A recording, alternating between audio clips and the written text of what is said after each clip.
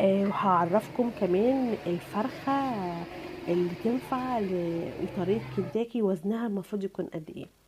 طبعا بقى مشكلة الأكلة دي انها بتحتاج كمية زيت كبيرة علشان تتغطس كلها في قلب الزيت، ما يكونش فيها يعني اجزاء باينه. وهنبتدي نقلبها بقى ايه كل شويه كده شمال ويمين لحد ما تاخد اللون الوردي بتاعها، وتاخدوا بقى احلى طعم فراخ مقرمشه في الدنيا. فيديو خفيف كده ولطيف معانا، يا رب يعجبكم، يا رب كده تجربوها وان شاء الله هتعجبكم. وهوعدكم قريب جدا هعمل لكم فراخ كنتاكي واحلى كمان من كنتاكي اللي احنا بنجيبها من بره. ما تنسوش تجربوا، وما تنسوش لو لسه ما اشتركتوش في القناه اتمنى تشتركوا في القناه، واتمنى تفعلوا لي الجرس علشان يوصل لكم كل فيديوهاتي.